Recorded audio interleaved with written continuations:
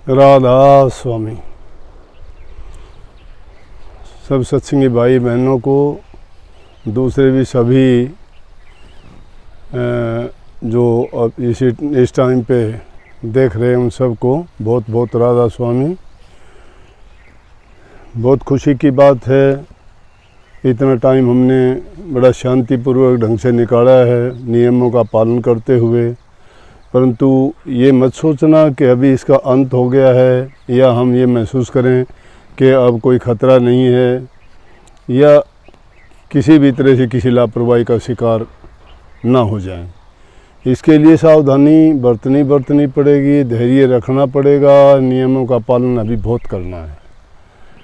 देखते नहीं हैं क्या, अभी भी हम देखते हैं कि कई जगह जहाँ पहले बहुत अच्छा था, लेकिन कुछ लापरवाहियाँ ऐसी हुई हैं जिसके कारण कुछ मरीज़ और ज़्यादा बढ़ गए हैं। तो हमें उनको रोकना है। अगर इस प्रकार की लापरवाही हुई और आगे जो ढील दी जाएगी उसमें तो और भी ज़्यादा लापरवाही होने की गुंजाइश हो जाएगी। ये ठीक है कि आदमी थोड़ा परेशान हो जाता है, कुछ दिन की पाबंदियां लगी हैं। जब इतना लंबा हमने टाइम निकाल दिया है तो आगे का टाइम भी इतना कठिन नहीं है। बात सिर्फ संयम की है।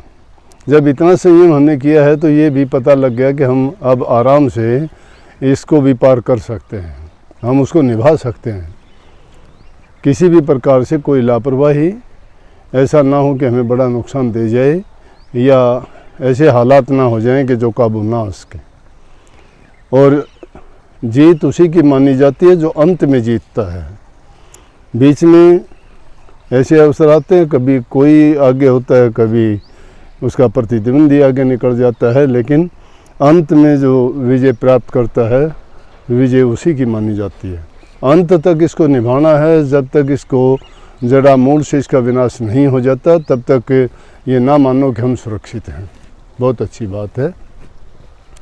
धैर्य रखना, धर्म का पालन करना, और मन में दूसरों के प्रति दया भाव और सेवा भाव जब होगा तो आदमी हर बड़ी मुसीबत से निकल सकता है, उस पर काबू पा सकता है और जीत सकता है। कोई बड़ी बात नहीं है। जब किसी दूसरे की मदद कर रहे होते हैं तो यूँ समझो कि उस नेक काम को करते हुए हम प्रभु के प्रति अपनी जो एक कर्तव्य बनता है मानव मात्र के प्रति, उसको कर्तव्य को निभा रहे हैं। कर्तव्य को निभाना हमारा परम धर्म ही कहलाता है। जो अपने कर्तव्य का निर्वहन नहीं करता है, नाम धर्म का लेता है, तो वो बातें मिथ्या सी लगती हैं। अब संतों ने, महात्माओं ने इसी बात पे जोर दिया कि आदमी का आचरण अच्छा होना चाहिए, चरित्र अच्छा होना चाहिए, उसके दिल में दया होनी चाहिए, प्रेम भाव होना चाहिए। और इस चीज़ की अब विशेष ज़रूरत है। बिना सहायता के, बिना मदद के, जो दूसरे लोग ऐसे हैं जिनके पास कुछ खाने पीने के लिए नहीं है, आमदनी उनकी कोई नहीं है, गुजारा उनका कैसे चले, तो उनके लिए बहुत कठिन समय है। ऐसे समय में उनकी सहायता करना, यूँ समझो कि वो भी एक प्रभु की भक्ति है। भक्ति में आदमी हो सकता है कि कभी ना कभी कोई शरीर के रोग के कारण, किसी परेशानी के कारण चूक हो सकती है। परमात्मा ने आपको इस लायक बनाया है कि आप किसी की मदद करो, तन से करो, मन से करो, धन से करो। ये तो हैं हमारी यहाँ इस लोक की बातें जो हमें करनी चाहिए और जो हमारे कर्तव्य में गिनती जिनकी होती है। लेकिन हमारे जो निज काम के लिए ज़रूरी है वो प्रभु की भक्ति है, और वो सबसे ज़रूरी भी है।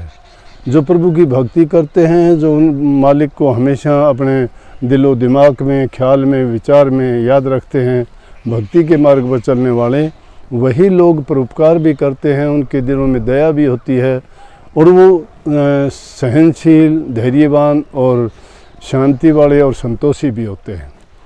तो जो इंसान कोई नेक काम करता है उसको दुनियादारों की तरफ से जो उनके बारे में अच्छा कहा जाता है, उनका गुणगान किया जाता है, वो उनको सबसे बड़ा इनाम होता है। पुराने ज़माने में जो राजा ऐसे जो प्रजा के हित के काम करते थे, गरीबों के लिए काम करते थे, न्यायप्रिय होते थे, सबकी मदद करते थे, प्रजा उनको चाहती थी, प्रजा के दिलों को जीतता था वो राजा। उसको हर प्रकार से उसकी इज्जत सम्मान होता था और उनकी देवी देवताओं तक, प्रभु के दरबार में भी उन राजाओं की बड़ी सम्मान की दृष्टि से उनको देखा जाता था।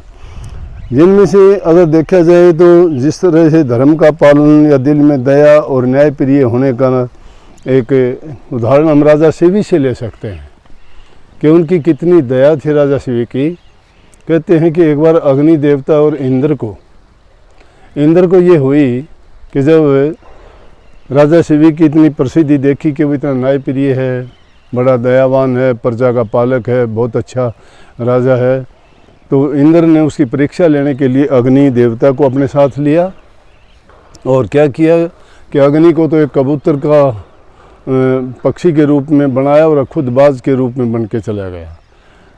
और क्या आगे आगे कबूतर उड़ता हुआ गया और राजा शिवी के जाके गोद में बैठ गया और उसने जाके राजा शिवी से शरण मांगी कि बाज मेरे पीछे पड़ा हुआ है, वो मुझे मार के खा जाना चाहता है। देखते ही देखते थोड़ी देर में बाज भी वहाँ पहुँच गया और बाज जब राजा शिवी के पास पहुँचा तो जाके कहने लगा, राजा शिवी ये मेरा भोजन है और ये आपके पास जो आया हुआ है, कृपया ये मेरा भोजन आप मुझे लौटा दें। तो राजा शिवी ने कही कि शरणागत की लाज होती है, ये मेरी शरण में आया है, जो शरण में किसी के आ जाता है मैं उसकी रक्षा करता हूँ, मेरा ये धर्म है और मैं इस धर्म का पालन करता हूँ सच्चाई से, ईमानदारी से। मैं आपको किसी भी रूप में नहीं दे सकता। तो वो कहने लगे, ये तो अन्याय की बात है, मैं तो पक्षी हूँ, मेरा यही भोजन है, मैं तो पक्षियों को ही मार के खाता हूँ और अब इतना थका हुआ हूँ कि मेरी हिम्मत भी नहीं है कि मैं कहीं जाके दूसरा कोई भोजन तलाश करूँ या कहीं से दूसरा भोजन अपना पेट पालने के लिए लेके आऊँ। आपको ये तो करना पड़ेगा, नहीं तो आप अच्छा काम नहीं कर रहे, फिर तो ये नहीं होगा कि आपको जैसा न्यायप्रिय कहते हैं आप न्यायप्रिय नहीं हो। कहने लगे कि मैं ऐसा कर सकता हूँ, इसके बदले में तुझे पेट भरने के लिए भोजन दूंगा। लेकिन वो कहने लगे, भोजन का मतलब तो मैं तो मांसाहारी हूँ और मांस ही खाता हूँ, कहले मांस ही मिलेगा आपको। कहने लगा कि मैं मुर्दा मांस नहीं खाता, मैं तो खुद मार के ही मांस को खाता हूँ, ताज़ा जीवित का मांस लेता हूँ। कहने लगे, कोई बात नहीं, मैं जीवित हूँ, मेरा मांस खा सकते हो आप। पहले तो कहा कि आप भी तो राजा हैं, आप प्रजा के हैं, तो प्रजा की ये मुझे पाप लगेगा। लेकिन जब ज़्यादा कुछ कहा गया और आपस में उनकी काफ़ी इस बारे में बहस हुई, राजा ने बड़ी दीनता से कहा कि मैं मेरे शरीर के अंगों का मांस काट के आपको दूंगा और आप उससे अपना पेट भर सकते हैं। चलो, इस बात को सुन के उसने मान लिया। क्या किया कि राजा शिवी ने अपने शरीर से मांस काट के और एक तराजू में कबूतर को रख दिया और एक तराजू में खुद बैठ के जो अपने शरीर का मांस काट के उनको देने लगे तो कबूतर का जो पलड़ा था वो भारी रहा और वो जिसमें राजा शिवी ने अपना शरीर से मांस काट के रखा वो ऊपर ही उठता रहा। तो ऐसा लगता था जैसे कबूतर का वज़न बढ़ता ही जा रहा था। तो वो तो एक परीक्षा थी राजा शिवी की, किसी भी रूप में वो उसके बराबर नहीं हो पाया। तो क्या आखिर में राजा शिवी खुद उठ के और उस पलड़े में बैठ गया तो वो पलड़े बराबर हो गए। थोड़ी देर में अग्नि और इंद्र अपने रूप में आए और राजा को धन्य कहते हुए कहने लगे, उनको साक्षात दर्शन दिए और कहा कि राजा शिवी आप धन्य हैं, आप धर्म के पालक, प्रजा के पालक, नेम के और शरणागत जो आ जाता है उसकी रक्षा और सुरक्षा करते हो।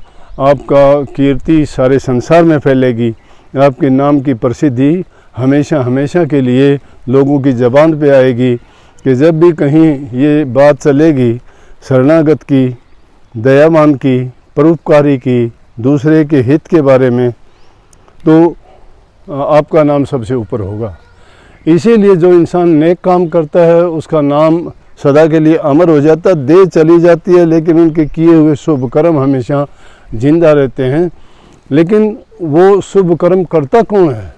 जिसने प्रभु को जान लिया, जो समझता है कि प्रभु के दरबार में, उसकी दुनिया में न्याय है, पाप जुल्म करने वाले को सज़ा मिलती है, अच्छा करने वाले को पारितोषिक मिलता है, उनको बुरे खोटे मंदे कर्म करने वालों को नीची योनियाँ मिलती हैं, शुभ और नेम अच्छे काम करने वालों को, दान पुण्य करने वालों को बड़ी अच्छी गति होती है और अगला जन्म उन्हें बहुत अच्छा मिलता है, जिसके कारण उनका जन्म सुखी होता है। इसीलिए हमें चाहिए कि हम अच्छे काम करें। अच्छे काम जब करेंगे हमारे मन के अंदर शांति होगी, परहित की बात सोचेंगे, हमारा चित्त निर्मल होगा और किसी प्रकार के हमारे दिल में कोई मलिनता जगह नहीं बना पाएगी। इसीलिए कही वो करेंगे कौन? वही करेंगे जो प्रभु के भगत हैं, जिन्होंने गुरु से दीक्षा लेके, नाम लेके कमाई की है। अब बात तो बनाते हैं कुछ की कुछ, शास्त्रों की बात उठा के कहें कोई, लेकिन उनके चरित्र में जब तक ये चीज़ नहीं है, दया नहीं, भक्ति नहीं, प्रेम नहीं, सेवा नहीं, परोपकार नहीं, किसी गरीब भूखे की सहायता नहीं करते, बूढ़े मजबूर और दुखी इंसान को कोई वो सहारा नहीं दे पाते, तो वो चाहे कैसी भी कितनी भी अच्छी भक्ति क्यों ना करे, भक्ति क्या मायने रखती है। सच्ची भक्ति तो वही है कि इंसान ये पहले अच्छे काम करे। अच्छे काम करने वालों के तो साक्षात प्रभु उनके साथ आके खड़े हो जाते हैं और उनको उसी जन्म में दर्शन दे के उनको धन्य कर देते हैं और उनको ये पता भी लग जाता है कि उसने अपने जन्म में क्या कमाया और क्या किया है। तो इसीलिए कही है कि जिनके झरना राम नाम की 8 फेर टूटे ना तार, दया गरीबी और बंदगी बनी रहे संतोष बहार, जिनके दिल में दुई नहीं है भव सागर से जाते पार, उनकी हाण कभी ना होती वेद शास्त्र रहे पुकार। ये वेद शास्त्र, महापुरुष, संत लोग सभी ये कहते हैं कि ऐसे लोगों की हाण कभी नहीं होती। जो लोग हृदय से पवित्र होते हैं, दान पुण्य करने वाले होते हैं, दयावान होते हैं और परहित के कारण आप बड़े से बड़ा दुख सहन कर लेते हैं, लेकिन उसके बदले में उनको जो मानसिक शांति मिलती है, आत्मिक संतुष्टि मिलती है, उसके बराबर दुनिया में कोई सुख नहीं है। इसीलिए भक्त लोगों को दुनियादारी के सुखों से मतलब नहीं, ना उनको इन दुखों से ही वो दुखी होते हैं। वो दुखी होते हैं दुखी इंसानों को देख के, दुखी जीवों को देख के, और इसीलिए वो हर पल हर दम दूसरों के हित के लिए अपने जीवन को लगा देते हैं। पर हित के कारण ही संत जन इस धरा पर देह रूप में आते हैं और वो सब जीवों पर दया करके अच्छे रास्ते चला के उनका कल्याण का रास्ता उनको बताते हैं। तो आप भी इसी तरह से नित्य प्रति नेक काम कमाओ, क्योंकि जब ऐसे हालात आते हैं आदमी को याद दिलाते, कबीर कहे कमाल से 2 बातें कर ले, कि साहिब की बंदगी या भूखे को कुछ दे। दोनों बड़ी बात यह है, या तो साहिब की बंदगी, भूखे का मतलब ज़रूरत रोटी की नहीं, सिर्फ ज़रूरत किसी भी चीज़ की हो सकती है। किसी को वस्त्र की हो सकती है, किसी को दवा दारू की हो सकती है, किसी को खाने पीने की हो सकती है। भूखा कौन है? भूखा जिसकी कोई ना कोई इच्छा है, कोई ना कोई चाह है, कोई उसकी मांग है, कोई ज़रूरत है, वो भूखा है। तो कबीर साहब कहते हैं 2 बात अगर कर लेता है इंसान, बहुत बड़ी बात है कि या तो साहिब की बंदगी करो, या तो भक्ति में अपने आप को इतना लीन कर दो। लेकिन भक्ति में लीन भी तभी कर पाओगे जब ये अच्छे गुण हमारे अंदर होंगे। हम ये अच्छी भावना रख के, अच्छी बातों को अपना के और नेक कर्म करते हुए जब इस रास्ते पे चलेंगे तो ही हम इस चीज़ को अपना पाएंगे और वही प्रभु की भक्ति और बंदगी कर पाएगा। लेकिन जो आदमी ये बातों के तो नज़दीक नहीं है, रात दिन तो उसको दुविधा मन में कुछ की कुछ लगी रहती है, ईर्ष्याओं में जलते हैं, निंदाओं में जलते हैं, दूसरों के बारे में कुछ का कुछ सोचते रहते हैं। ना उनको मौत का खौफ है, ना प्रभु का डर है, ना कोई बंदगी जानते हैं। नाम मात्र के गुरु के भी बन जाते हैं, नाम भी लेते हैं, दिखाई देने में कहते हैं कि हम बड़े सत्संगी हैं, नाम जपते हैं, ध्यान करते हैं, अभ्यास करते हैं, लेकिन वास्तविकता कुछ और ही है। वास्तविक जीवन में अगर बदलाव नहीं आता है तो इंसान किसी काबिल नहीं है। अच्छे गुणों को अपनाओ सबकी सहायता करो। ऐसा करने वाला आदमी कभी दुखी होता ही नहीं है। परेशानी भी आती है तो भी वो लौट के उससे टकरा के चली जाती है, क्योंकि उसमें स्थिरता है, वो घबराता नहीं है, उसमें प्रभु के गुण हैं। वो सब के सब जब वहाँ आ तो जाएंगे, लेकिन चले जाएं, खाली जाना पड़ेगा उनको। ये उन चीज़ों को उनको दुखी करते हैं जो इंसान उन चीज़ों से संक्रमित होते हैं। ये भी एक संक्रमण है। किसी के दिलों में ईर्ष्या है, बुराई है, पाप है, कपट है, छल है, बेईमानी है। लेकिन जो परहित करते हैं उनके दिल में दया है, प्रेम है, शांति है, संतोष है, धैर्य है, समानता है, सबके लिए उनके दिलों में प्यार है, उनका कोई संक्रमण नहीं है। अगर कोई चीज़ ऐसी आती है वो उसे टकराएगी, वापस चली जाएगी, लेकिन उसका कुछ बिगाड़ नहीं पाएगी। इसीलिए मैंने ये बात कितनी अच्छी तरह पहले भी समझाई है कि जो लोग नॉनवेज नहीं खाते हैं, घबराने की ज़रूरत नहीं है। बीमारी उनको पता ही नहीं लगेगा, आ भी जाएगी, चली भी जाएगी, उनको पता ही नहीं लगेगा कि उसको वो तकलीफ़ हुई या नहीं हुई। जो शराब, सिगरेट, पान, तंबाकू, ये नशीली चीज़ों का प्रयोग करते हैं, वो तो पहले ही बीमार हैं, वो तो उन चीज़ों के रोगी पहले ही हैं, उनको तो संक्रमण लगा ही हुआ है। क्यों नहीं उन चीज़ों को छोड़ देते? उन चीज़ों को छोड़ के देखो, फिर चाहे तुम बीमारी के बीच में क्यों ना बैठे रहो, कुछ नहीं बिगाड़ सकती बीमारियाँ। बीमारियाँ तो जब घसीटती हैं इंसान को, जब इंसान अपने अंदर ही पहले बीमारियाँ खुद पैदा करता है। उन बीमारियों के लिए मकान बना के रख दिए, किसी ने शराब के, किसी ने सुल्फा गांजा के, किसी ने अफीम की, किसी ने मांस, मिट्टी, अंडे की डालते हैं, कोई मछली खाता है। क्या खाते हैं? गंद खाना खा के इंसान क्या बन जाता है। प्रकृति ने कितनी अच्छी अच्छी चीज़ें दी हैं जिनमें कोई रोग नहीं, बीमारी नहीं, किसी का दिल नहीं दुखता, कोई पाप नहीं लगता। क्यों नहीं खाते ऐसी चीज़ें? अगर उन चीज़ों का सेवन करता है उस इंसान का कुछ नहीं बिगड़ता। हम इंसान तो मैं ऐसे ऐसे बता दूं तो जिंदा इंसान का मांस खाते हैं, और वो जिंदा इंसान का मांस कौन खाते हैं? जो दूसरे को, किसी को मन से, वचन से, कर्म से दुख देता है, वो किसी उसी का मांस खाता है। हम क्यों किसी को परेशान करते हैं? किसी को अगर बुरा बोलते हैं तो समझो उसका मांस खाया है हमने। किसी को हम तकलीफ़ देते हैं, उसका समझो कि हम मांस खा रहे हैं, क्योंकि उसके दिल में दर्द होता है, तकलीफ़ होती है, वो दुखी होता है। तो जिसको हमने दुखी कर दिया तो समझो कि उसका हमने मांस ही खा लिया है।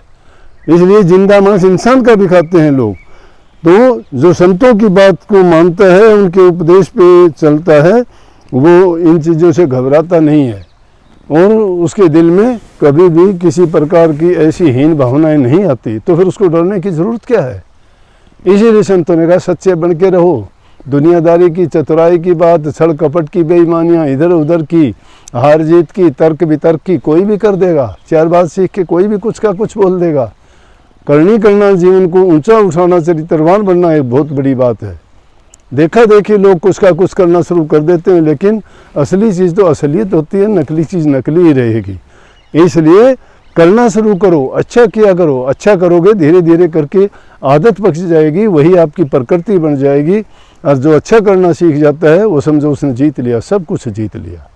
जिसने अपने मन को जीत लिया, अपने जीवन को उसने संयमित कर लिया, और उसने हर प्रकार से वो उसके नियम और कायदे के अनुसार चलता है, वो फ़ायदे में रहता है। इसलिए कायदा अपनाओ, कानून के मुताबिक चलो। लॉ ऑफ नेचर यही कहता है कि जैसा करोगे वैसा ही तुम्हारे साथ भी बन जाएगा। सबको बहुत बहुत आशीर्वाद। राधा स्वामी, चिंता की ज़रूरत नहीं है, घबराने की ज़रूरत नहीं है, ना छोटा मन करो, लेकिन अब नियमों का पालन ज़रूरी है किसी भी हाल में। हो सकता है इतने दिन के बाद आप अब डरते कम हो गए, क्योंकि आदमी जब लगातार कोई बात सुनता है, देखता है, तो उसका अभ्यस्त हो जाता है, और फिर सोचता है कि ना मुझे क्या डर है, ये क्या है। नहीं, लापरवाही कभी भी नहीं करनी। आदमी किसी चीज़ को भी छोटा नहीं समझना चाहिए, छोटे से ही बड़ा बनता है। एक छोटी सी चीज़ ही बड़ी बन जाती है। अगर कपड़ा फटता है और उसको छेद को हम नहीं सी देते तो थोड़े दिन में बहुत बड़ा बन जाता है। इसीलिए समय का एक टांका कुछ समय के 9 टांकों को बचाता है। अभी तो थोड़े समय के लिए संयम कर लेंगे तो कोई बात नहीं, लेकिन अगर ज़्यादा तकलीफ़ होगी तो फिर देखो हमें कितने कितने दिन के लिए क्या क्या करना पड़ेगा। पहले लोगों को करना पड़ता था। आज किसी से मेरी बात हो रही थी, उस बहन जी ने बताई, बोले कि जी मैं तो नहीं जाना चाहती, जिस जगह पे हूँ यहीं रहना चाहती हूँ। मैं ऐसा क्यों? मैंने जानबूझ के ऐसा पूछा। कहने लगे जी अगर यहाँ से जगह छोड़ के जाऊंगी तो मुझे 14 दिन के लिए फिर कहीं अकेले में फिर डाल देंगे, वहाँ रहना पड़ेगा। मैं बहुत अच्छी बात है, ये समझ लोगों को लगी। जब तक इंसान को खुद समझ नहीं आती और खुद संयम नहीं करता है तो वो आदमी डंडे से, भय से, डर से उसको क्या मनवाना, ये उसकी मूर्खता की बात है। जो आदमी खुद मरना चाहता है उसको कौन जिंदा करेगा। इसलिए स्वयं हम अपने जिम्मेवार बने और अपनी वो जिम्मेवारी के साथ जीवन को जिए, कभी दुखी नहीं होंगे, सुख ही सुख है सब। सबको राधा स्वामी बहुत बहुत आशीर्वाद। सबको पुनः फिर मिलेंगे।